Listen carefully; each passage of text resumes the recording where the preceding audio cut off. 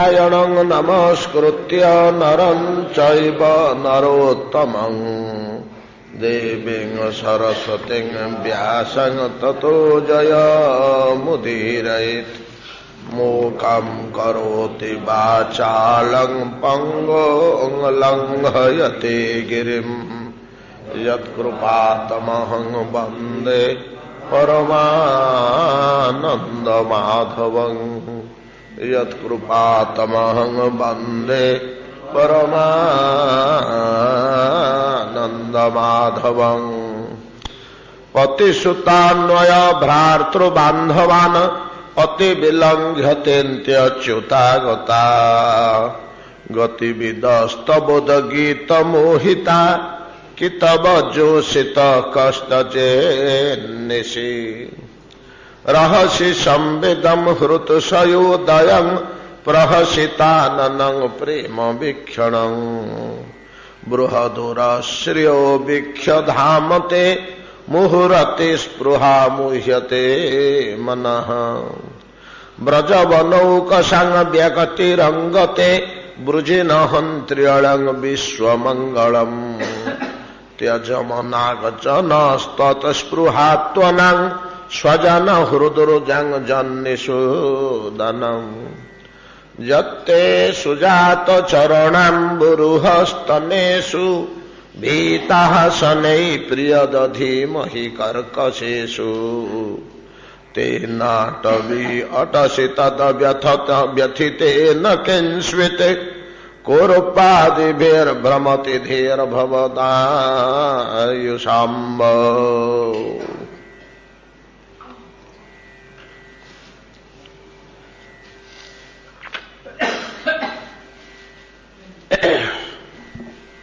हरिभजन भगवत उपासना। भगवत उपासनार पर्यायक्रम। भगवत उपासना बिना आउ सुख और शांति अन्य कुत्रापि नहीं, इभलिया गोटे सिद्धांत आमर दार्शनिक मुनि ऋषि माने निर्णय कहउछंती।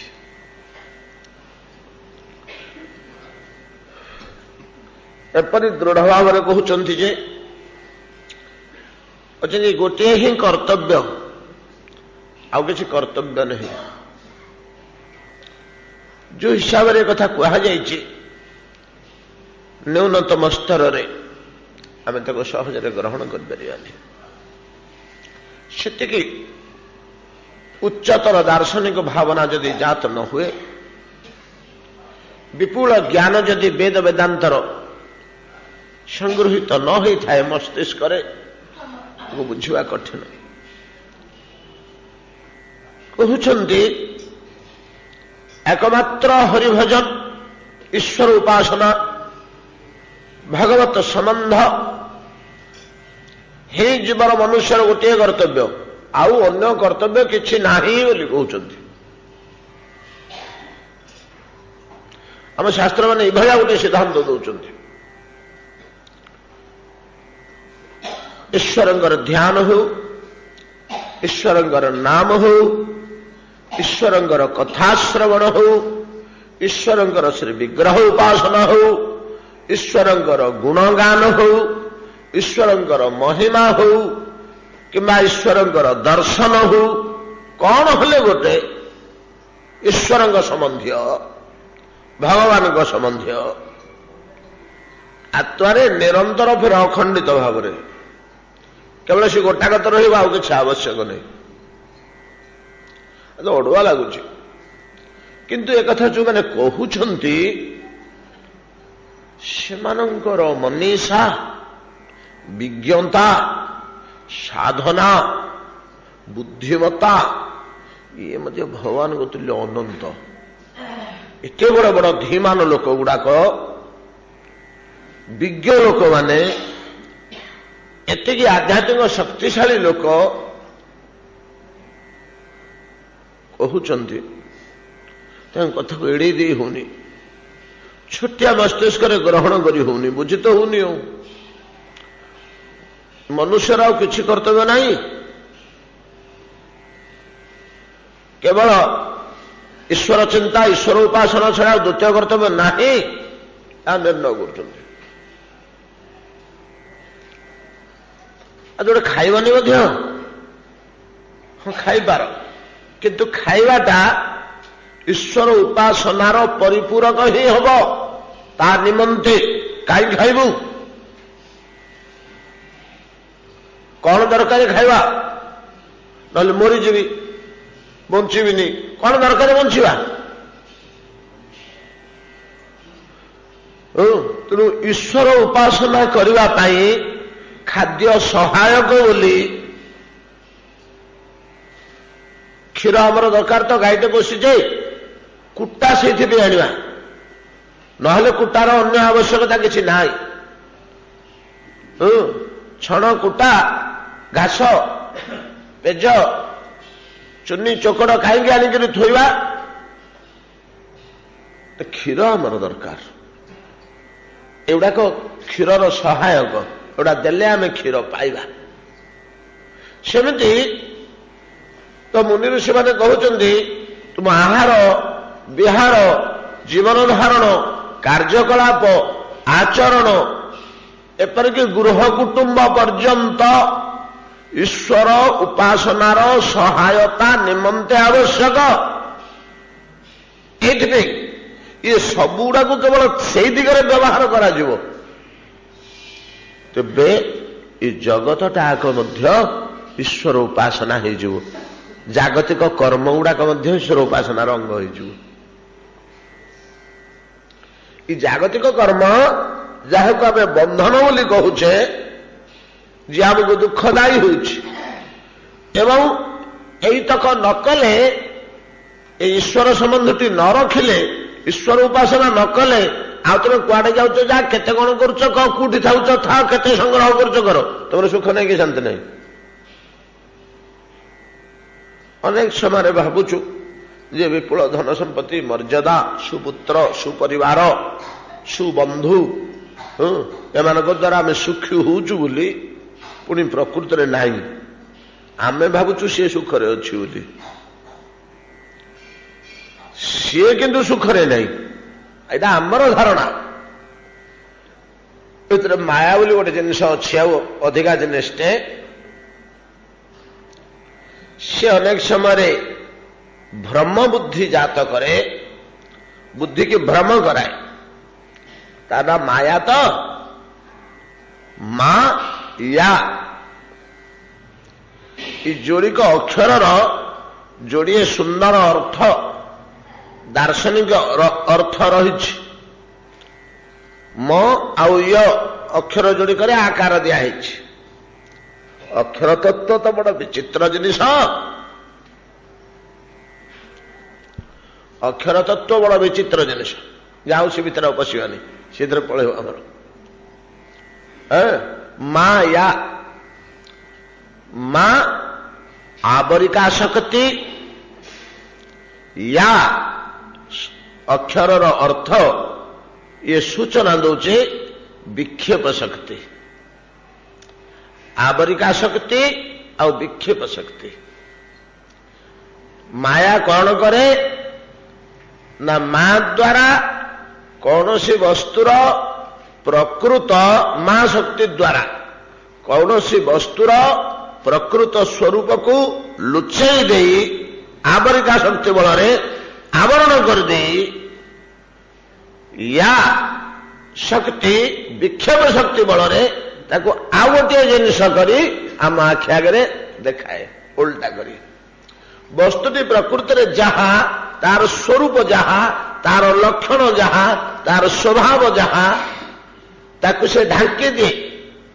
ଆବରିକା ଶକ୍ତି ବଳରେ ତାକୁ ଢାଙ୍କି ଦେଇ ତାକୁ ଗୋଟେ ଓଲଟା କରିକି ଦେଖାଏ। ଜୀବ ଜ୍ଞାନ ପଣ ଦେଖ, ଦୁଃଖକୁ ମଣେ ମହା ସୁଖ।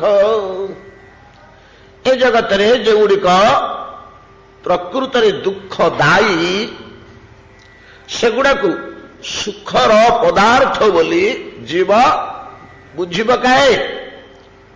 ଧନ ସମ୍ପତ୍ତି, ରୂପ ଯୌବନ, ଭୋଗ ବିଳାସ, କୁଟୁମ୍ବାଧିକ ଏଗୁଡାକ ପ୍ରକୃତରେ ଦୁଃଖ ଦାୟୀ ବୋଲି କହୁଛନ୍ତି। ଯେ ହି ସଂସ୍ପର୍ଶଜା ଭୋଗା ଦୁଃଖ ଯୋନୟ ଏବତେ ଆଦ୍ୟନ୍ତବନ୍ତ କୌନ୍ତେୟ ନତେଷୁ ରମତେ ବୁଧା। ଅର୍ଜୁନ ଜାଣିବା ଲୋକ ଏଗୁଡାକରେ ରମେ ନା, ନତେଷୁ ରମତେ। କୋଉ ଗୁଡାକରେ? ସଂସ୍ପର୍ଶଜା ଭୋଗା, ଏ ଜାଗତିକ ଭୋଗ ଗୁଡାକ ଏଥିରେ ବୁଧ ବିଦ୍ୱାନ ଗଣ ରମନ୍ତି ନାହିଁ। ଏଗୁଡାକ କାହାକୁ କେତେବେଳେ ହେଲେ ସୁଖ ଦେଇନାହାନ୍ତି, କାହାକୁ କେତେବେଳେ ହେଲେ ସୁଖ ଦେଇନାହାନ୍ତି। ଆଜ୍ଞା ଜଣ ଜଣଙ୍କୁ ଦଉଛନ୍ତି, ଆରେ ଏଗୁଡା ଦଉନାହାନ୍ତି, ତାର ହରିଭଜନ ଥିବ ସିଆଡେ ଦେଖ, ଅଖଣ୍ଡ ବିଶ୍ୱାସ ଭଗବାନଙ୍କ ଉପରେ ଥିବ, ସେଇଟା ରହିଲେ ସବୁଗୁଡା ସୁଖ ଦେବେ, ସେଇଟା ରହିଲେ ସମସ୍ତେ ସୁଖମୟ ହେଇଯିବେ।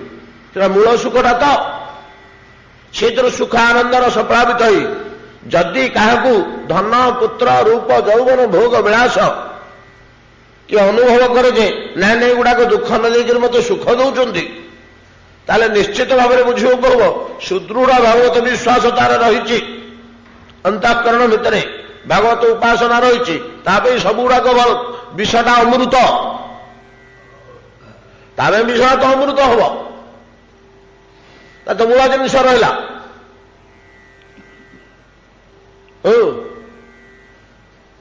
ଅଗ୍ନି ଶୀତଳ ହବ ତା ପାଇଁ, ଖଡଗ ପୁଷ୍ପ କୋମଳ ହେଇଯିବ। ଆମେ ପ୍ରହ୍ଲାଦର ଚରିତ୍ର ଜାଣିଛେ, କେବଳ ତାର ଭଗବତ ବିଶ୍ୱାସଟା ରହିଲା ବୋଲି। ହରି ସର୍ବତ୍ର ବିଦ୍ୟତେ, ଭଗବାନ ମୋର ସବୁଠି ଅଛନ୍ତି, ସେ ବଡ଼ କୃପାମୟ, ମୋତେ ଅବଶ୍ୟ କୃପା କରୁଛନ୍ତି। ପ୍ରଭୁ ହେ ତୁମେ ମୋର ପ୍ରଭୁ, ମୁଁ ତୁମ ଚରଣର ଆଶ୍ରିତ। ଏଇଟା ଯଦି ସୁଦୃଢ ରହିଗଲା, କେବଳ ମୁହଁର ବାହାନା ନ ହୋଇ ଅନ୍ତଃକରଣର ଆବେଗ ହେଇଗଲା, ତ ବିଷଟା ଅମୃତର କାମ କରିବ।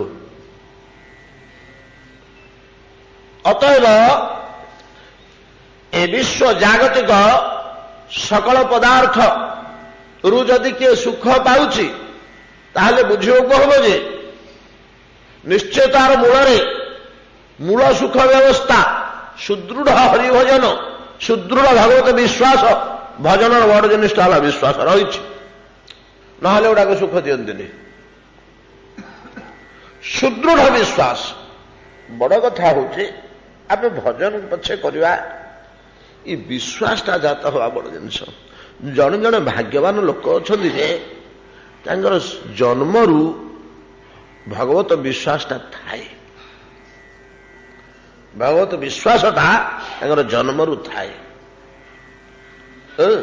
ଏବଂ ଭଗବାନଙ୍କ ପ୍ରତି ଗୋଟେ ରୁଚି ଥାଏ, ବିଶ୍ୱାସ ଓ ରୁଚି ଥାଏ।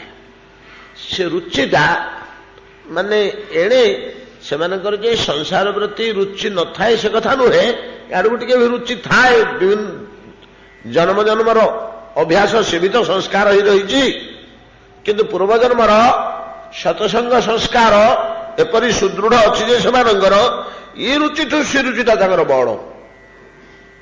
ହେଟା ଭିତରେ ଲୁଚିକି ରହିବ, କାହାଠି କି ରୁଚି ଅଛି କିଏ ଜାଣିବ? ହଁ ଘର ସଂସାର ପୁତ୍ର କନ୍ୟା ଧନ ସମ୍ପତ୍ତି ଚାକିରି ବାକିରି ସବୁ, ଯେ ତାଠୁ ତା ଭଳିଆ ନାହିଁ।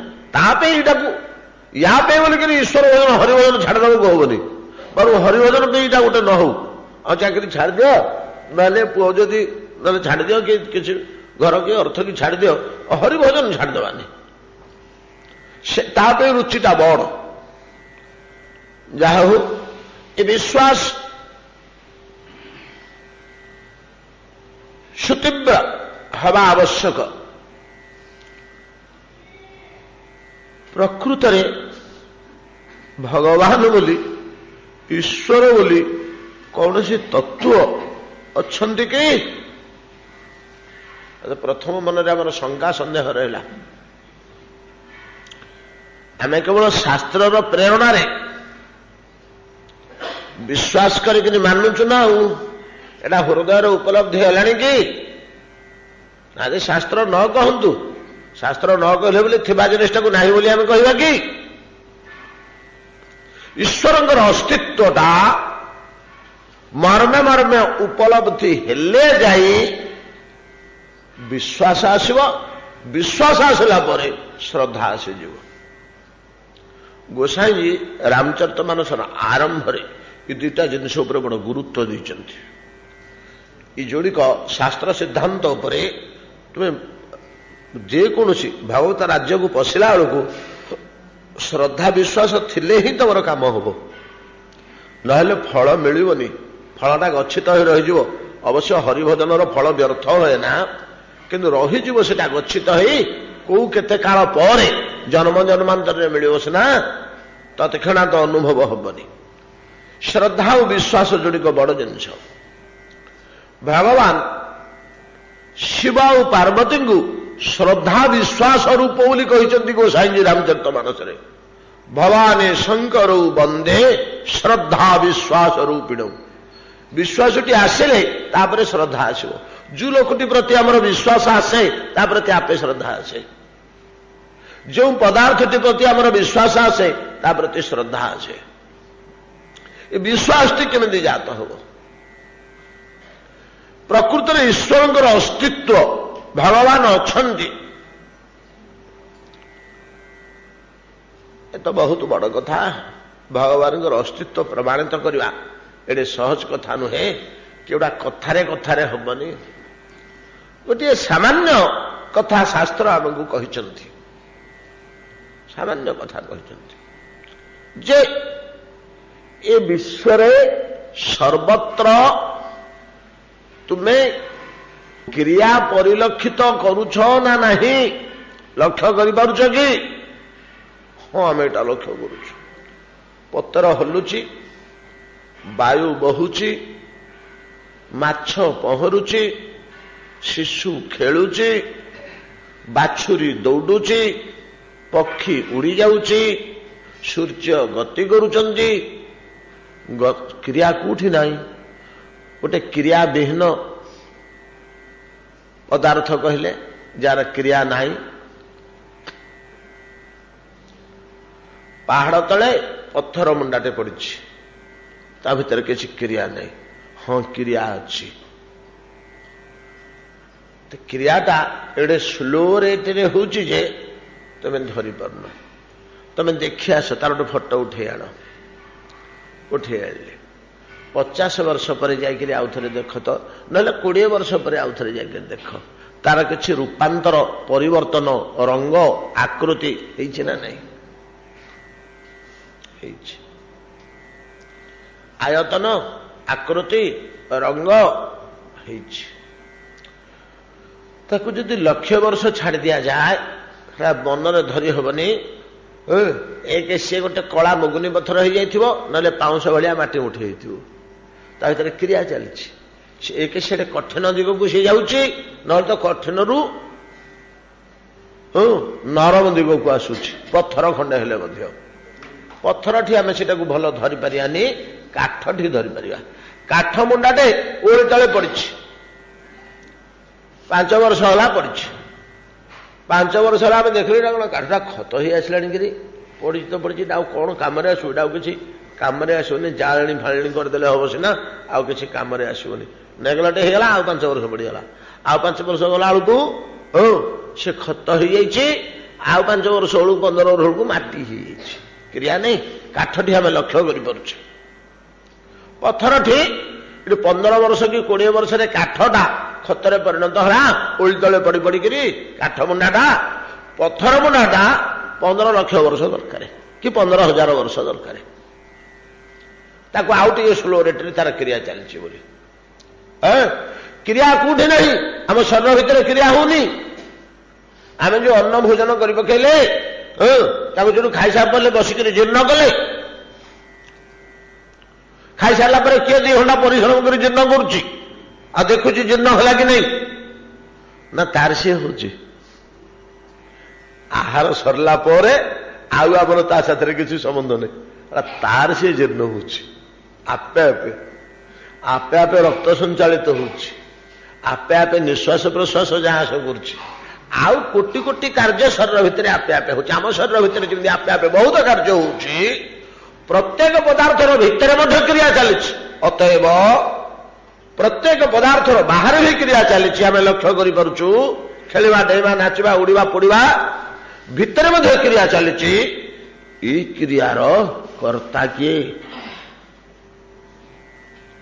କର୍ତ୍ତା କିଏ? ଏ ଗୋଟିଏ କଥା ଦେଖୁନାହାନ୍ତି, ପେଟ ଭିତରେ ଆମର ଖାଦ୍ୟକୁ କିଏ ଜୀର୍ଣ୍ଣ କରୁଛି? କିଏ ଜୀର୍ଣ୍ଣ କରୁଛି? ଆମେ କହିବା ଜଠରାଗ୍ନି। ହଁ, ସତ କଥା, ଜଠରାଗ୍ନି। କିନ୍ତୁ ସେ ଜଠରାଗ୍ନିଟି କିଏ? ଭଗବାନ କହୁଛନ୍ତି ମୁଁ। ଏ ଛୋଟିଆ ଏକ୍ସାମ୍ପଲରେ ଗୀତାରେ ଭଗବାନ ବୁଝେଇ ଦେଉଛନ୍ତି ଯେ ସର୍ବମୟ କର୍ତ୍ତା ରୂପେ ମୁଁ ହିଁ କରୁଛି। ଅହଂ ବୈଶ୍ୱାନରୋ ଭୂତ୍ୱା ପ୍ରାଣିନାଂ ଦେହମାଶ୍ରିତ ପ୍ରାଣପାନ ସମାଜକୃତ ପଚାମ୍ୟନ୍ନଂ ଚତୁର୍ବିଧମ୍। ଚତୁର୍ବିଧ ଅନ୍ନ ତମେ ଯେ ଗର୍ଭକୁ କ୍ଷେପଣ କରିଦଉଛ, ଚର୍ବ୍ୟ ଚୋବେଇ ଚୋବେଇ କେତେ ଖାଇଦଉଛ, ଚୋଷ୍ୟ ଶୋଷି ଶୋଷିକିରି କେତେ ଖାଇଦଉଛ, ଲେହ୍ୟ ଚାଟି ଚାଟି କେତେ ଖାଇଦଉଛ, ମହୁ ପ୍ରଭୃତି, ପେୟ ପାଣି ପଇଡ଼ ପ୍ରଭୃତି ଢଗ ଢଗ କରି ପିଇ ଦଉଛ, କ୍ଷୀର ଚାହା ପ୍ରଭୃତି ପେୟ। ଏ ଯୋଉ ଚତୁର୍ବିଧ ଖାଦ୍ୟ ଖାଉଛ, କୋଉ ଖାଦ୍ୟଟାକୁ କୋଉ ଏସିଡରେ କେମିତି କଣ କରିକିରି ଜୀର୍ଣ୍ଣ କରିବାକୁ ହବ ତମର ଚିନ୍ତା ଅଛି ତା ବିଷୟରେ? ଚୋବେଇବା ଖାଦ୍ୟଟାକୁ କେମିତି ଜୀର୍ଣ୍ଣ କରାହବ, ଚୋଷିବା ଖାଦ୍ୟଟାକୁ କେମିତି ଜୀର୍ଣ୍ଣ କରାହବ, ଦାନ୍ତ ବାଜିଲାନି, ସେ ବିଷୟରେ ତମର କିଛି ଚିନ୍ତା ଅଛି? ତମର ପାକ କ୍ରିୟା କିଏ କରୁଛି? ଅହଂ ବୈଶ୍ୱାନରୋ ଭୂତ୍ୱା। ଆଜ୍ଞା ଜଠରାଗ୍ନି କରୁଛି। କିଏ ସେ ଜଠରାଗ୍ନି? ତୁ ଗୋସେଇ ବାପା। ଅହଂ, ମୁଁ। ଗୋଟିଏ ଏକ୍ସାମ୍ପଲ ଦେଲେ ଏମିତି। ଅତଏବ ଆମେ ଗୋଟିଏ ଜିନିଷକୁ ଲକ୍ଷ୍ୟ କରିବା ଈଶ୍ୱରଙ୍କର ଅସ୍ତିତ୍ୱ ସମ୍ବନ୍ଧରେ। ବିଶ୍ୱରେ ଯେ ନିରନ୍ତର କ୍ରିୟା ଚାଲିଛି, ପ୍ରତ୍ୟେକ ବସ୍ତୁର ଅଭ୍ୟନ୍ତରରେ କ୍ରିୟା ଚାଲିଛି, ବହିର୍ଭାଗରେ କ୍ରିୟା ଚାଲିଛି, ବିନା କର୍ତ୍ତାରେ କ୍ରିୟା ସଂଘଟିତ ହୁଏ କି? ହବ? କର୍ତ୍ତାଟା ଯଦି ପଛରେ ନେଇ କ୍ରିୟା ହବ? ଗଲା ଗଲା ଗଲା ଗଲା ଗଲା, ବୁଝିଲେ କିଛି? ଆଜ୍ଞା କଣ ଗଲା? ଆଜ୍ଞା କଣ ଗଲା? ଗଲା ତ ନା କଣ ଗଲା କହୁନାହାନ୍ତି, ଖାଲି ଗଲା ଗଲା କଣ? ପାଗଳ ନା କଣ ଆପଣ? ଆରେ ରାମ ଗଲା। ଓହୋ, ରାମ ଗଲା ସେ କଥା କହୁନ, ଦେଖିଲେ ଗଲା ଗଲା କହିଲେ ଆମେ କଣ ବୁଝୁ? ବାକ୍ୟରେ ଆଜ୍ଞା ଦ୍ରବ୍ୟ ଆଉ ଶବ୍ଦ ଗୋଟିଏ ଜିନିଷ। ଦ୍ରବ୍ୟ ଆଉ ଶବ୍ଦ ଗୋଟିଏ ଜିନିଷ, ସେଇଟା ଆଉ ଜଟିଳ ବୁଝିବାକୁ। କେମିତି ଦୁଇ ଦିଗରେ ବିଶ୍ୱର ବିକାଶ, ଶବ୍ଦ ଦିଗରେ ଓ ରୂପ ଦିଗରେ କେମିତି ବିକାଶ ବିଶ୍ୱର ପରମ ବ୍ରହ୍ମ ପର ତତ୍ୱର। ଯାହା ହଉ, ତ କର୍ତ୍ତାଟି ଯେତେବେଳେ ଆସିଗଲା ରାମ, ଆଉ ଆମକୁ ବୁଝିବାକୁ କିଛି ଅସୁବିଧା ହେଲାନି। ହଁ, ରାମ ଏଠି ବସିଥିଲା ତ, ହଁ ଗଲା ଆଉ ପଳେଇଲା, ଉଠିକିରି ଚାଲିଗଲା। ଆଉ ରାମ ଗଲା, ଖାଲି ଗଲା ବୋଲି କହିଲେ କ୍ରିୟାଟି ସମ୍ଭବ ହଉନି। ଖାଲି କ୍ରିୟା ସମ୍ଭବ ନୁହେଁ, ଶବ୍ଦରେ ମଧ୍ୟ କାର୍ଯ୍ୟରେ ନ ହଉ। କଣ ବୁଝିପାରିଲେ କି? ବାକ୍ୟରେ ମଧ୍ୟ ବିନା କର୍ତ୍ତାରେ କ୍ରିୟାର କିଛି ମୂଲ୍ୟ ନାହିଁ, କ୍ରିୟା ସଂଗଠିତ ହୁଏ ନାହିଁ। ତ ଆମର ତ ଅନେକ ରହିଛି ରହସ୍ୟ। ଭଗବାନଙ୍କର ଅସ୍ତିତ୍ୱକୁ ପ୍ରମାଣିତ କରିବା ପାଇଁ ଅନେକ କଥା ରହିଛି। ସାଧାରଣ କଥା ଏଉଟି ବୁଝିବା ନିମନ୍ତେ ଯେ ଏଇ କ୍ରିୟାର, ଏଇ ତ କ୍ରିୟାଟା ଆମେ ଦେଖୁଛୁ, ଅନୁଭବ କରୁଛୁ, ନିଜ ଦେହଠୁ ଆରମ୍ଭ କରି ଚତୁଷ୍ପାର୍ଶ୍ୱବର୍ତ୍ତୀ ପରିସରରେ ଯୁଆଡେ ଯାଉଛୁ ସର୍ବତ୍ର କ୍ରିୟା ଚାଲିଛି। ବିଶ୍ୱଟା ଗୋଟେ କ୍ରିୟାଶୀଳ। ଏ କ୍ରିୟାଟା କିଏ କରୁଛି? କିନ୍ତୁ ଗୋଟେ ବିରାଟ ମେସିନ, କଳ, ରାଉରକେଲା ଷ୍ଟିଲ୍ ଫ୍ୟାକ୍ଟରୀ ହଉ, କି ନହେଲେ ଏମ୍ପିର ଗୋଟେ ସୁଗାର ଫ୍ୟାକ୍ଟରୀ ହଉ, ବଡ ସୁଗାର ଫ୍ୟାକ୍ଟରୀ, ଲକ୍ଷ ଲକ୍ଷ ବସ୍ତା ଚିନି ଯୋଉଠି ବାହାରୁଛି, କି ଟାଟାର ଆଇରନ୍ ଫ୍ୟାକ୍ଟରୀ ହଉ, କି ନାଲକୋ ଏସିଆର ସବୁଠୁ ବଡ ଆଲୁମିନିୟମ ଫ୍ୟାକ୍ଟରୀ ହଉ, ଆପଣ ତା ଭିତରକୁ ଯାଇକରି ଦେଖିବେ ଏମିତି ହଲଚଲ ହଲଚଲ ହଲଚଲ କ୍ରିୟା ସବୁ ଚାଲିଛି ସେ ଭିତରେ। କିଏ ଫେଣ୍ଟୁଛି, କିଏ ଆଉଟୁଛି, କିଏ ଛାଣୁଛି, କିଏ ଠେଲୁଛି, କିଏ ଫୋପାଡୁଛି, କିଏ ଟାଣି ଆଣୁଛି, କିଏ ସେ ମୁଭ କରୁଛି, କେହି ସ୍ଥିର ନାହିଁ, ସମସ୍ତେ ଅସ୍ଥିର। ଏଡେ ବଡ କାରଖାନା ଭିତରେ କୋଟି କୋଟି ଅଙ୍ଗ, ତାର ଯନ୍ତ୍ରାଂଶ ସମସ୍ତେ ଅସ୍ଥିର, କ୍ରିୟାଶୀଳ, ଚଞ୍ଚଳ, ଚଳଚଞ୍ଚଳ। एटा किए करुचे हो हेवी पावर लाइन गोटे तार अलग पावर हाउस टे रखिंट से सब बड़ बड़ कारखाना मैंने निजर पावर हाउस अलग रखुच्च से इलेक्ट्रिक सप्लाई थिला पर्यंत भितर को ये सब कल कारखानार क्रियाशीलता चंचलता चलती जदि कौन कारण कट कर दिगला बंद कर दिगला इलेक्ट्रिक सप्लाई एम समस्ते स्थान आल चल पेलिले जाऊनी समस्ते गोटे मुहूर्त स्थिर सुसा सब चुप ही रही सबुक जड़ निर्जीव हो गले जदि से प्रवेश करगला तद्रूप महान विशाल सुविशाल कला कारखाना भितर को विद्युत शक्तिर प्रवेश है क्षणी तार अंग प्रत्यंग क्षुद्राति क्षुद्र अंश जंत्रांश जमी कर्म चंचल ही उठती ए विश्वटा को कर्म चंचल करिछि केउ शक्ति भागवत शक्ति ऐसी शक्ति ईश्वर शक्ति ना को शक्ति होची आउ कौन से द्वितीय शक्तिर संधान आपण मैंने पाइछन्ति कि कहंतु गोटे कथर आम अनुभव करवा जे ईश्वर अस्तित्व अच्छी ईश्वर अस्तित्व अच्छी एवं से ईश्वर बड़ सुंदर बड़ रसाल बड़ स्नेहशील बड़ आनंद प्रदायक बड़ क्षमाशील एवं ब्रजांगना मैंने ये गोपी गीतार कहते जली जाऊा प्राण को यदि शीतलता कर पदार्थ किसी थाए ताहले तव कथामृतम तप्त जीवनम तव कथामृतम तप्त जीवनम वेद कहले अरे कौन है तो मुंडा कौन जलुच रे हनुर लांगुड़े रावण निआ लगेला भाया जनक मुंडरे कपड़ा गुड़े गुड़ई तादरे घी ढाली जदि आम निआ जलईदबा बेकठू उपरकू सीटा जलुची यही कथाटी कहते वेद जार मस्तक जली जाऊँगी आम हृदय ज्वाला कथा एपद जानी किंतु मस्तक ज्वाला कथा आम शुणी नु वेद आमको कहते मस्तक जली जाऊँगी जार मुंडटा जली जाऊँगी जार मुंडटा जली जाऊँगी जार मुंडटा जली जाऊँगी कि अवस्था तार हो मुंडटा जलुची पोड़ी पोड़ी जाऊँगी पोड़ी पोड़ी जाऊँगी पोड़ी पोड़ी जाऊँगी कि जंत्रणा तार हो हृदय ज्वाला नुह मस्तक जार जली जाऊँगी पला पला पला आज्ञा कौटिक जी ये ज्वाला तोर कमिजोर पला कौटिक जी समिति पाणी गुरुम गच्छेत श्रोत्रियं ब्रह्मनिष्ठम गुरुदेवर पाद तले नहीं पकईदे से हरि कथामृत हरि महिमामृत जल टिके सेचन करदे एटा शांति हम से ना ये निआ कौ थे लिभोनी जे पर्यंत रसाल भगवत कथा शीतल रश्मि प्रवेश न कर हृदय भीतर को मस्तकर ज्वाला हृदय ज्वाला शांति है ना बोली कहते अंततः यही दृष्टि तेरे विचार करंतु किड़े शीतल किड़े कोमल किड़े तृप्तिदायक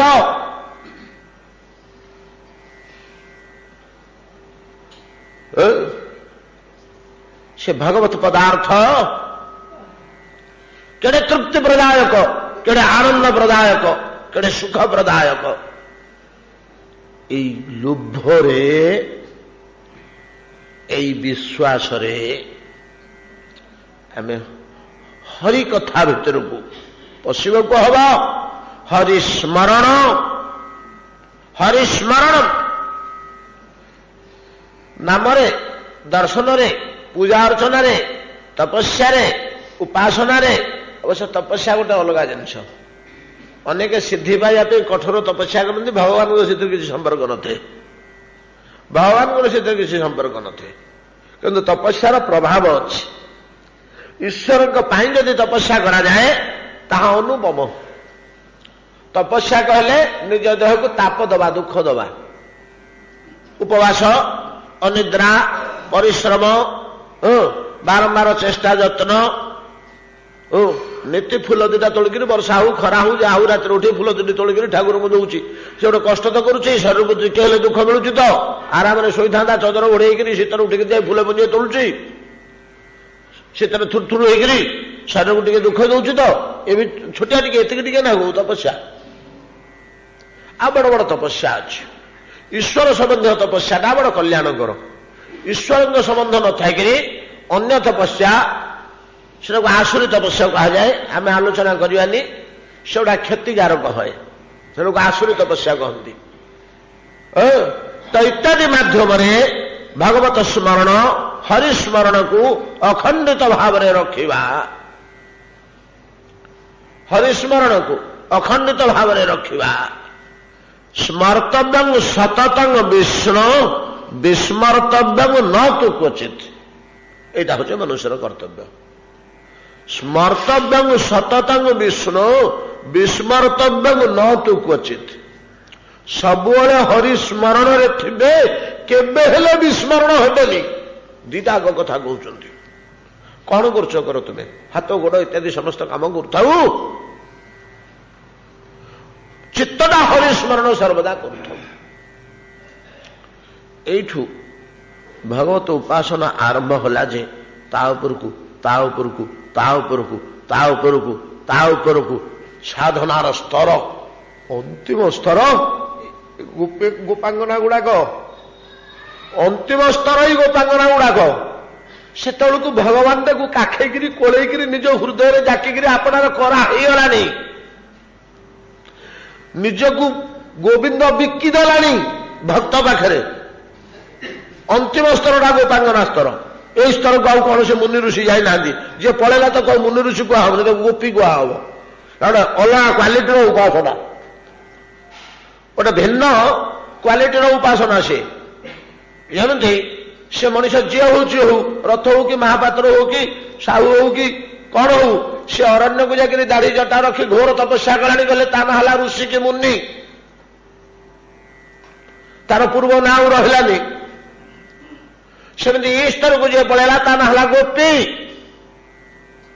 ଇଏ କେବଳ ଆମ ଗାଁ ଝିଅ ନୁହନ୍ତି, ଆମ ଗାଁ ଝିଅ ଭଳିଆ ସାଧାରଣ ବାଳିକା ମାତ୍ର ନୁହନ୍ତି, ସାଧାରଣ ବାଳିକା ମାତ୍ର ନୁହନ୍ତି, ଯେ ଆମ ଗାଁର ଝିଅ ଭଳିଆ ନୁହନ୍ତି।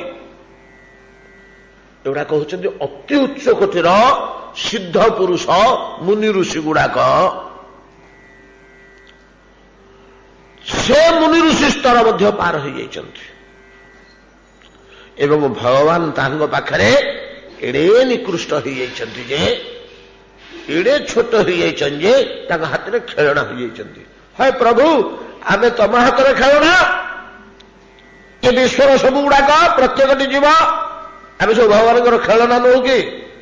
उमा दारू जोशित किनाई सब ही नचावत राम गोसाई नटा मरा काटाई बस बही नचा बही उमा राम जो संत वेद सगा बही नट मार कटाइब सब ही नचा बही नट तार पोषा बांगड़ को जमी नचौची उमा राम सेमती विश्व ब्रह्मांड को नचौचंती अस संत वेद गावही साधु माने कहते वेद वेदांत कहूची नचौचंती दारू जोशित कि नहीं खेलवाड़ा जमी कन्हई पुंजी बेश करी थोची नाकरे काନରେ अलंकार पिंधेकरी मुंडरू सूताटे बांधिकी नचौची राजा राणी दास दासी शत्रु मित्र युद्ध विग्रह पूजा अर्चना हस खुशी मंत्री पात्र सब नाचुचंती तार आंगुठीर चालनार दारू जोशित भागवतर श्लोक गुड़िक अनुवाद कर पकड़ वृत्रासुर कहूँ इंद्र को जशा दारुमयी नारी जथा पत्रमय मृग काठ बतर कुटा काठी या मृग पत्रमय मृग यथा दारुमयी नारी काठर कन्हई खेलना यथा दारुमयी नारी यथा पत्रमय मृग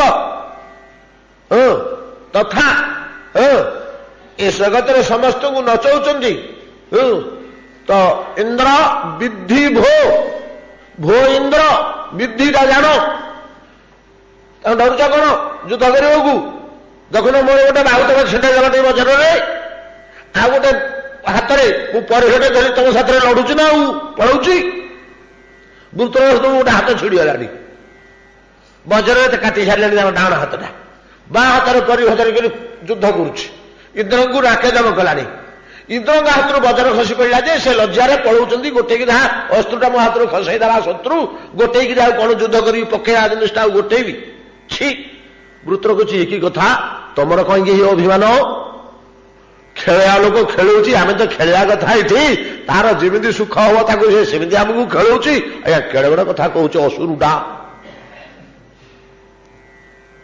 तू कहीं पछाऊचु तोर कौन अच्छी खेलवा लोक खेलुची ताकू जमी भल लगे से नचौची तार खेल आम खेलना ता सुख आम खेलना ता तृप्ति आम खेलना वृत्रासुर कहूँ इंद्र को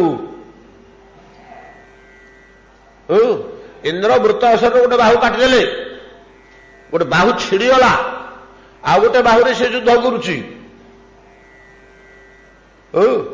इंद्र को से परिहरे गोटे प्रहार देला बाँ हाथ में हाथ वज्रटा छिटी पलैला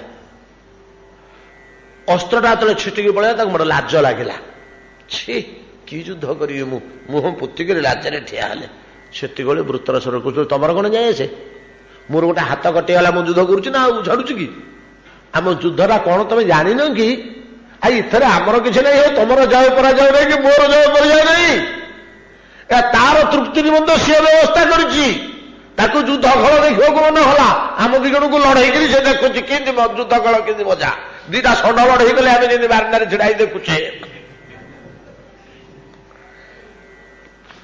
ये आत्मपात करवा युद्ध मध्य भगवत तृप्ति प्रदायक ता सुख निमंते कौन कम शास्त्र भागवत तद्रूप ब्रजांगना माने आज कहते हे गोविंद आम जिते कथा तुमको मागिलु आम सुख पाई तुमको सुखी करने युड़ाकर तमे सुखी हो यहाँ आम लक्ष्य कर जहा जहा मागिलु काली आलोचना करछे जहा जहा आम निवेदन करछे पर्यंत हड़ा कौन आम सुख पाई कहीं से गुड़ाक मागुल रे ना तुम्हें पलि आस प्रलोभन तुम तो गुड़ाक भल पाओ शुआपक्षी तो बिंब फल को बड़ भल पाए जेते प्रकार खाद्य अच्छी बिंब फल रंग स्वाद सुकर एड़े तृप्ति प्रदायक जे आम अमृत जहा शुआपक्षी बिंब फल टे से बिंब फल तार एड़े प्रिय से सबू भूली जीव जाल भितर पड़क बांधि हो बिंब फल टे पकईदे जापर जाल पड़ी मोह हो तुमर जहा जहा मैं मागिलु एगुड़ाक तुम एत प्रिय जे तुम केमती जान मोर सेगुड़ाक प्रिय बोली आम जानबनी आ किए जान जाना लोक तो आम केवल आउ किए जापर आम अंगे निभेचु बोली आम जाचु तुमको कौन कौन प्रिय लगे कौन तुम भासी जाओ मोही ही जाओ आकुल व्याकुल हो जाओ नहीं कि गोटे श्लोक आम खोलीचे आड़ को जीवानी ये पांचटी रहस्य संविद नहीं कि ऋतुसयोदय प्रहसितानन प्रेम वीक्षण विस्तृत उर ये पांचटी जिनिस जो कहले रहस्य संवेद निर्जन आमको पाइला क्षणी तुम हृदय की भाव जात हुए जे से तुम हस अलगा चाहनी अलगा आचरण अलगा ନାଇଁ କି? ତେଣୁ ଆମେ ଜାଣିବୁ ଯେ ଆଉ କିଏ ଜାଣିବ? କେବଳ ହିଁ ଆମେ ଜାଣିଛୁ, କେବଳ ହିଁ ଆମେ ଜାଣିଛୁ ତୁମର କଣ ପ୍ରିୟ। ସେଇଥିପାଇଁ ଆମେ ସେଗୁଡ଼ିକ ପ୍ରାର୍ଥନା କରୁଥିଲୁ, ଲୋଭ ଦେଖାଉଥିଲୁ ତମକୁ ଏଇଟା ଦିଅ ଦିଅ ବୋଲି। ପକ୍ୱବିମ୍ବ ଦେଖେଇବା ଭଳିଆ ଶୁକ ପକ୍ଷୀ କି କାଳେ ତମେ ପଳେଇ ଆସିବ ବୋଲି ସିନା, ନହେଲେ ସେଗୁଡାକ ଆମ ସ୍ୱ ସୁଖ ନିମନ୍ତେ ଆମେ ପ୍ରାର୍ଥନା କରିନୁ। ଶ୍ୟାମ ସୁନ୍ଦର ବୁଝିପାରୁଛନ୍ତି ନା? ଆମେ ଯାହା ପ୍ରାର୍ଥନା କରୁଛୁ, ଯାହା ମାଗିଛୁ ଏ ପର୍ଯ୍ୟନ୍ତ ଅଧରାମୃତ ଠାରୁ ଆରମ୍ଭ କରି ହୃଦୟ ମଣ୍ଡଳରେ ଚରଣ ସ୍ଥାପନ ପର୍ଯ୍ୟନ୍ତ ଆଉ କେତେ କେତେ କଥା ଯାହା ମାଗିଛୁ ସବୁ ଆପଣଙ୍କୁ, ସେଟାକ ଆମ ପାଇଁ ନୁହଁ, କେବଳ ତୁମ ସୁଖ ନିମନ୍ତେ। ଯଦି ଏହା ଭଗବତ ସୁଖ ନିମନ୍ତେ ଅଭିପ୍ରେତ, ଗୋପୀର ସ୍ୱସୁଖ ବାସନାର ଲେଶ ମାତ୍ର ନାହିଁ। ଅତଏବ ଗୋପୀ ପ୍ରେମେ ନାହିଁ କାମ ଗନ୍ଧ, ଗନ୍ଧ ବି ନାହିଁ, କାମର ଗନ୍ଧ ମଧ୍ୟ ନାହିଁ।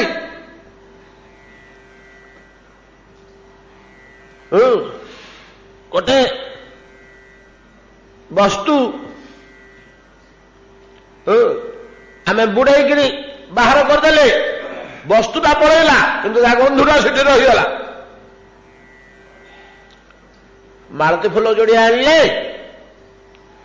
ଢୋଳେ ପାଣି ଅଛି, ସେ ପାଣିରେ ତାକୁ ବୁଡେଇକିରି ହଲେଇ ଦେଲେ, ଟିକେ ନେଇଗଲେ, ଫୁଲଟି ପଳେଇଲା, କିନ୍ତୁ ଫୁଲର ଗନ୍ଧ ପାଣିରେ ରହିଗଲା। ସେ ପାଣି ପିଇଲା ବେଳକୁ ମାଳତୀ ଫୁଲ କି ମଲ୍ଲି ଫୁଲ ବାସନା ହଉଛି। ଫୁଲ ଆମେ ପିଉନେ କି ଚୋବଉନେ, ସେଟା ବାହାରିକିରି ପଳେଇ ଯାଇଛି, ଅଲଗା କିନ୍ତୁ ତାକୁ ଫିଙ୍ଗି ଦେଇଛେ, କିନ୍ତୁ ତା ଗନ୍ଧଟା ପାଣିରେ ରହିଯାଇଛି। ଦ୍ରବ୍ୟ ନାହିଁ, ଗନ୍ଧ। ତଦ୍ରୂପ ଦ୍ରବ୍ୟ ଦୂରେ ଥାଉ, କାମର ଗନ୍ଧ ମଧ୍ୟ ଗୋପୀ ପ୍ରେମରେ ନାହିଁ। କାମ ଅଭିଳାଷ ଓ ସମ୍ଭୋଗ ଦୂରେ ଥାଉ, ତାର ଗନ୍ଧ ମଧ୍ୟ ନାହିଁ। ବୁଝିପାରୁଛନ୍ତି ନା? ଅତଏବ ଗୋପୀ ପ୍ରେମେ ନାହିଁ କାମ ଗନ୍ଧ, କାମ ସ୍ୱସୁଖ ବାସନା, ସେଟା ଗୋପୀର ପ୍ରେମ, ନ ତୁ କାମ। ଆତ୍ମସୁଖ ବାସନା କାମ, କୃଷ୍ଣ ସୁଖ ବାସନା ପ୍ରେମ। ଭଗବାନଙ୍କୁ ସନ୍ତୁଷ୍ଟ କରିବାକୁ ପ୍ରେମ କୁହାଯାଏ, ଆତ୍ମସନ୍ତୋଷଣକୁ କାମ କୁହାଯାଏ।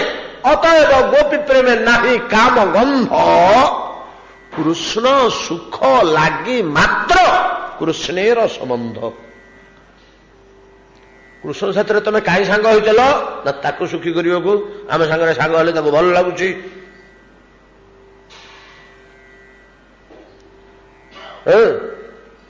ତାକୁ ଭଲ ଲାଗୁଛି ବୋଲି ଆମେ ସାଙ୍ଗ ହବାକୁ ବାଧ୍ୟ ହଉଛୁ। ତମର ଆମର ପଇସା ଟିକେ ଲାଭ ନେଇ, ଖାଲି ଦୁଃଖ ହିଁ ଆମର ସାର। ଘର ଦ୍ୱାର ଛାଡ଼ିଲୁ, ଭୋକ ପାଶରେ ତା ଛାତରେ ବୁଲିଲୁ, ଆମର ପଇସା ଟିକେ ଲାଭ ନାହିଁ, ବରଂ ଘୋର କ୍ଷତି। ଜାଗତିକ ଦୃଷ୍ଟିରୁ ବିଚାର କଲେ କିଛି ହେଲେ ତମର ନାହିଁ। ତାକୁ ସୁଖୀ କରିପାରିଲୁ ବୋଲି ଗୋଟେ ପ୍ରତିଫଳିତ ଆନନ୍ଦଟେ ଅଛି, ଗୋଟେ ସନ୍ତୋଷ ଅଛି। ତାକୁ ସୁଖୀ କରିପାରିଲୁ ବୋଲି ପୁଅ ଅଳି କରୁଥିଲା କି ନାତୁଟି ଅଳି କରୁଥିଲା, ଅଜା ଚକୋଲେଟଟେ ଦିଅ, ଅଜା ଚକୋଲେଟଟେ ଦିଅ, ଅଜା ଚକୋଲେଟଟେ ଦିଅ। ତାକୁ ଗୋଟେ ଚକୋଲେଟ କିଣି ଦେଇ ପାରିଲା ପରେ ସେତେବେଳେ ହସ ହସ ମୁହଁରେ ଖାଉଛି ଚକୋଲେଟଟି, ସେତେବେଳେ ଅଜାଙ୍କର ତୁ ଯା, ମୁଁ ଅଜା ହେବାର ସାର୍ଥକତା ଅଛି, ଠିକ ଅଜା ମୁଁ। ଆଉ ଚକୋଲେଟ ଦେଇ ନ ପାରିଲେ ମନଟା ଟିକେ, ଚକୋଲେଟଟା 40 ଟଙ୍କା କହୁଛି, ମୋ ପାଖରେ ତ 22 ଟଙ୍କା ଅଛି, ଏତେ ଗୁଡେ ପଇସା କାହିଁ ଖର୍ଚ୍ଚ କରିବି, ଆତ୍ମଗ୍ଲାନି। ତ ଠିକ ତଦ୍ରୂପ ତ କୃଷ୍ଣ ସୁଖ ନିମନ୍ତେ କିଛି ତ୍ୟାଗ କରିପାରିଲେ ସେମାନଙ୍କ ଅନ୍ତରରେ ଗୋଟେ ଆନନ୍ଦ ଆସେ, ଏଟାକୁ ପ୍ରତିଫଳିତ ଆନନ୍ଦ କହନ୍ତି। ଅନ୍ତିମ ଶ୍ଲୋକରେ ଏଇ ଜିନିଷ ଗୁଡ଼ିକ କହୁଛନ୍ତି, ଯାହା ପାଇଁ ଘାଣ୍ଟୁଛେ 2-3 ଦିନ ଧରି। ଶ୍ୟାମ ସୁନ୍ଦର, ଆମେ ଆମ ସୁଖ ପାଇଁକି ବିଳାପ କରୁନୁ କି କାନ୍ଦୁନୁ କି ତୁମକୁ ଆହ୍ୱାନ କରୁନୁ। ଏତେ ଏତେ କଥା ଯୋଉ ମାଗିଲୁ ଆମର ପ୍ରୟୋଜନ ନାହିଁ, ସେଗୁଡାକ ତୁମକୁ ପ୍ରଲୋଭନ ମାତ୍ର।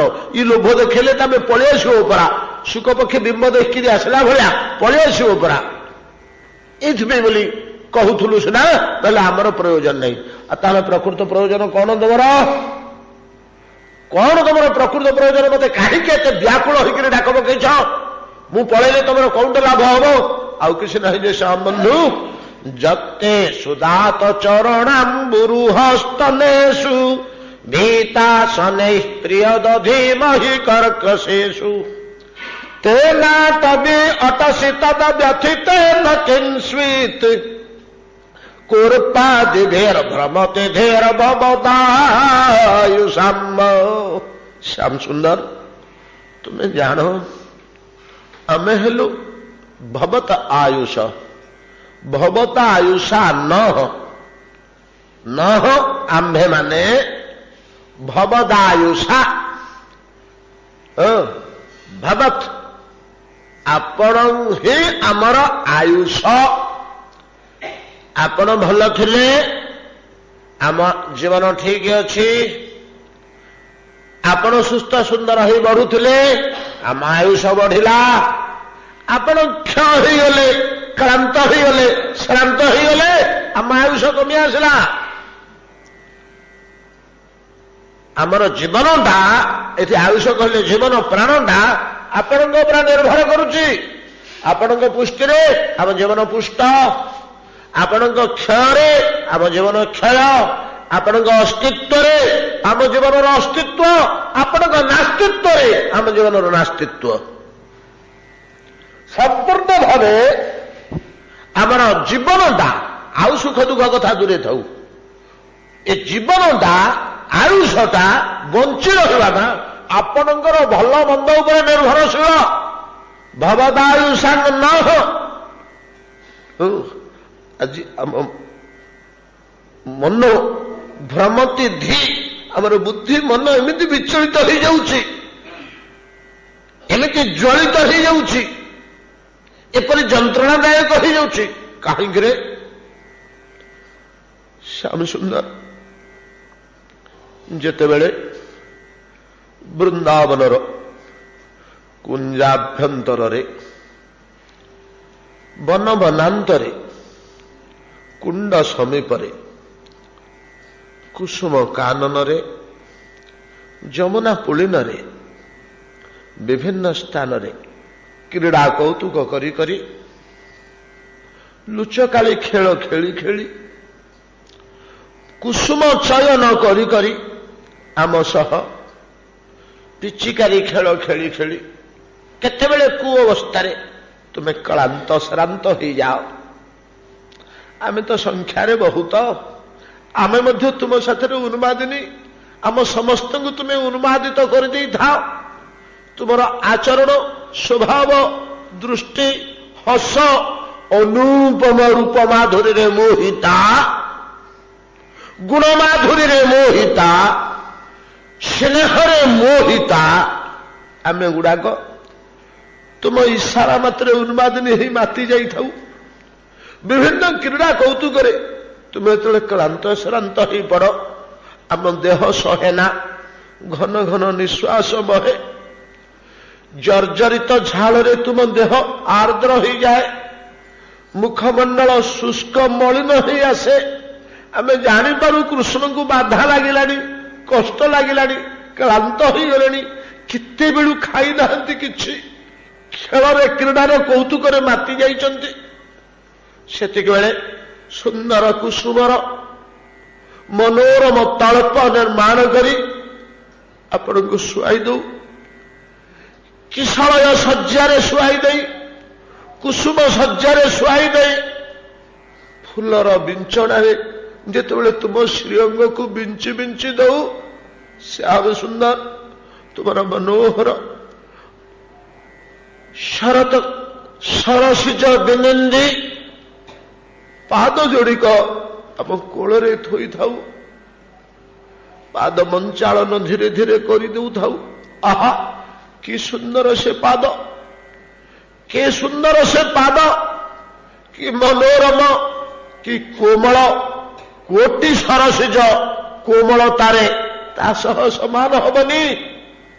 କୋଟି ପୂର୍ଣ୍ଣ ଚନ୍ଦ୍ରିକା ସ୍ନିଗ୍ଧତାରେ ता सहित समान हेबनी कोटि कंदर्प से पाद सह सौंदर्य समान हेबनी से पाद को कोଳରେ धरी कि सुख आमे भोग करूथाऊ कुसुम सज्जारे तुमे शोईथाओ श्याम सुंदर सेतेबेले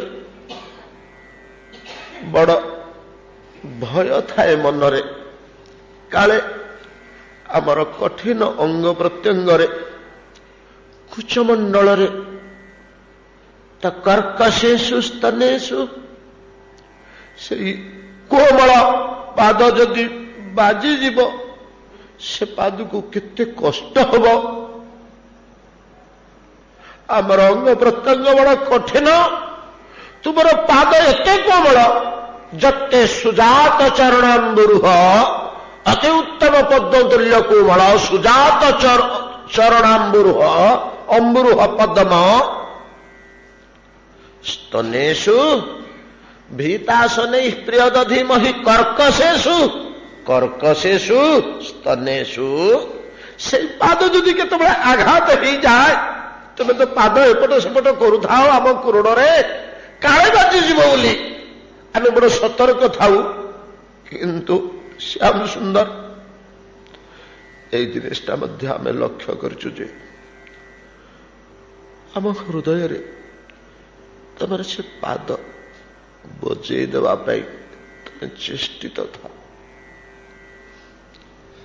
बोध हुए ये हृदय स्पर्श कले तुम पाद को किसी सुख मिले तुम्हें भारी उल्लसित हुआ तुमको सुखी करवा ही आमर एकमात्र धर्म आम पाखे किसी नहीं गोटे जिनिस आम जानू कृष्ण किपरि सुखी हेबे जितेबेले आम अनुभव करूँ जे ए हृदय मंडल को पादरे स्पर्श कले तुम तृप्ति होउची आनंद होउची तुम्हें सुखी होउच सेतेबेले आमे भी चेष्टा करूँ से पाद को टिके ऊर्ध्व को उठे आनी हृदय रे जाकिकरी धरंतु उत्तम रूपे से पाद स्पर्श हो हृदय रे आमर एवं आमर कुचमंडल स्पर्श रे तुमर अपूर्व आनंद अनेक सुख तुम्हें भोग कर ए उद्देश्य से पाद को जिते धीरे धीरे हृदय निकट को उठे आणु भीता सनै भयरे भयरे धीरे धीरे जदियो कृष्ण सुखी हेबे काले पीड़ा हो परा भीता सनै प्रिय दधी बही कर्कशेषु जदियो तुमर प्रिय ए हृदय पाद बजे दवा जदि तुमर प्रिय एटा आम अनुभव करूं तथापि भयरे भयरे शनै शनै धीरे धीरे स्पर्श कराऊ काले से पाद को पीड़ा हम बोली श्याम सुंदर से पाद जो पाद को आम ए दृष्टि देखू से पाद आज घोर निशिथिनी रे कोटी कर्करा कोटी कंकरा कोटी पत्थर कोटी शिला कोटी सर्प कोटी वृश्चिक घोर अरण्य भितर निर्जन निशिथिनी रे बुलुची से पाद जहां यही प्रकार दृष्टिभंगी आम देखू हृदय सहिब आमर किसी आवश्यक नहीं केवल एति आवश्यक तबे बुल ना एम शृण बालुकार आसिक पलि आस से पाद रक्षा पाई जाऊ से पाद क्षत विक्षत स्फोटक युक्त हो शीर्ण विशीर्ण हो यहाँ आम सही पारूनु तुम ये पलि आस एथि तुमको आह्वान करुचु सीना आमर किसी आवश्यक नहीं आमर किसी आवश्यक नहीं गोपी गीतार अंतिम श्लोक ब्रजांगना माने खोलिकी कहीदे 18 श्लोक आम नवेदन कर तुमको पलि आस पलि आस पलि आस या दियो ता दियो दयाकर केते कल कौशल कहीचु केते विश्वासघातक कपटी कुहक शब्द तुमको केते ताच्छल्य करी कहीचु केते कड़ा करी कहीचु केते बाधिला भलिया कहीचु केते प्रलोभन देखैचु केते दया कर बोली करुणा भाव कहीचु ई सब गुड़िकर उद्देश्य ଏ ଅରଣ୍ୟ ଭିତରେ ତୁମର ପାଦ କାଳେ ପୀଡ଼ାଯୁକ୍ତ ହୋଇଯାଉଥିବ, ତୁମେ ବୁଲନି, ପଳେଇ ଆସ ଏଠିକି। ଏ ଗୋଟିଏ ହିଁ ଆମର ଲକ୍ଷ୍ୟ, ଆଉ ଅନ୍ୟ କିଛି ଲକ୍ଷ୍ୟ ନାହିଁ। ଯତେ ସୁଜାତ ଚରଣମ୍ ବୁରୁହସ୍ତନେଷୁ ଭୀତାସନୈଃ ପ୍ରିୟଦଧୀମହି କର୍କଶେଷୁ ତେନାଟବି ଅଟବି ଅରଣ୍ୟ ତେନ ସେଇ ପାଦରେ ତେନାଟବି ଅଟସି ତଦ ବ୍ୟଥିତେନ କିଂସ୍ୱିତ୍ କୁର୍ପାଦିଭି କୁର୍ପ ଖର୍ପର ଶିଳାଖଣ୍ଡ ଛୁରୀ ଭଳିଆ ପତଳା ଶିଳାଖଣ୍ଡ କୁର୍ପାଦିଭି ଅର୍ଭବତିଧି ଅର୍ଭବଦାଂସାନ୍ନଃ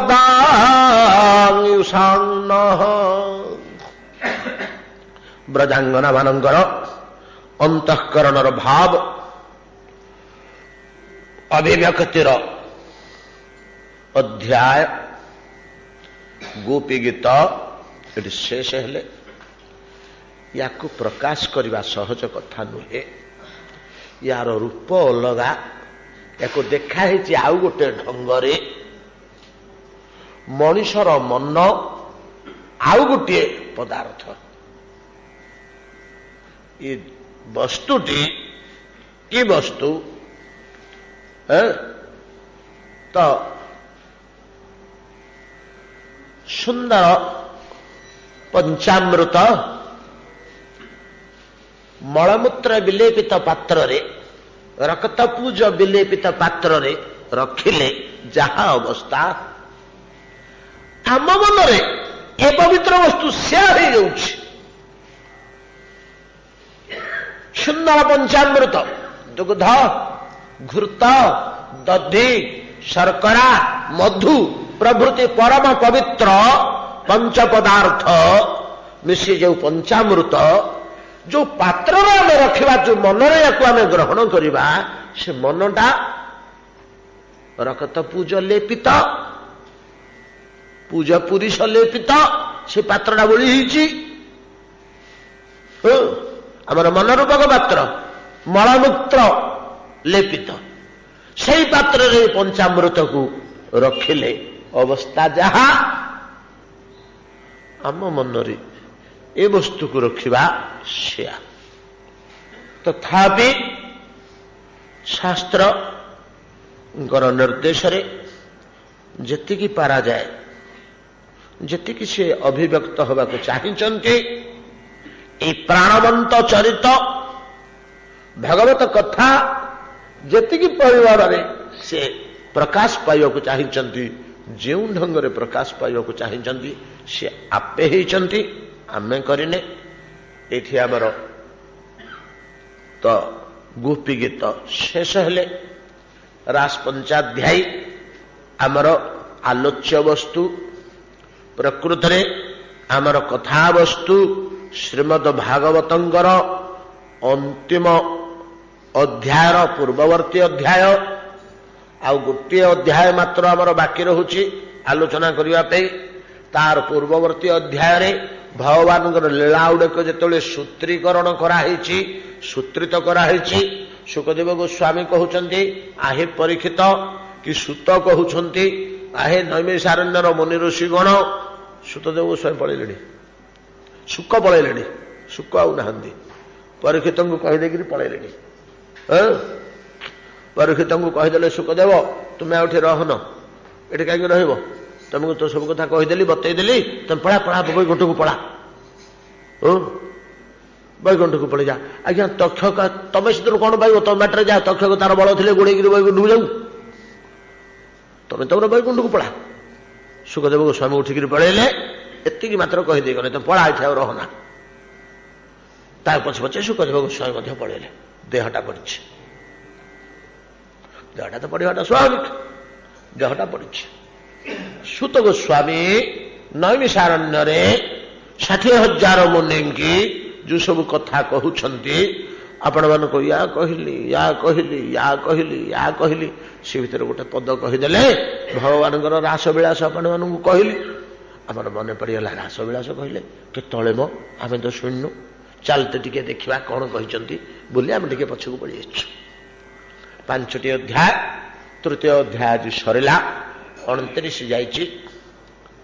भगवान केमिति घर घोषाड़ी आनिले गोपी मानू 30 अध्याय जाइछि केमिति अंतर्ध्यान हेले आउ केमितिका गछलता खगमृग को पचारि पचारि खोजी बुझिले 31 अध्याय हला खोजी खोजी न पाई नदी बालुकारे बसी केमिति कांदिले 3टी अध्याय गला। 4th अध्याय राजपंचाध्याय तो 32 नंबर अध्याय एवं पंचम 33 नंबर अध्याय रे राजपंचाध्याय शेष आ जोड़े अध्याय रे भगवान कि लीला करछंती इठी एतिके टिके केवल खुशी रे कहिदेबा होची पूर्वरु जो आमे रास शुणीचे भगवान जो विलास करथिले गोपी के गोविंद गोटिए कि प्रकार सब सुंदर कथा से तोले आपण तो भूली जीवनी कोन मन थिउ कि मन रही गले तो आमे शीघ्र हरिस्मरण पाई जानते तो सेटा थला रास या परवर्ती अध्याय में जोटा पढ़ा सेटा महारास महारास से महारास शुणिला बेलू घर आसला बेलू मनटा को प्रस्तुत करके आसी तुच्छ मन टी थोईदेवे घरे सुंदर मन टी खंजिकी आसी जो थे महारास शुणिबार सामर्थ्य आमर रही। आज भागवत विश्राम करंतु आसंता काली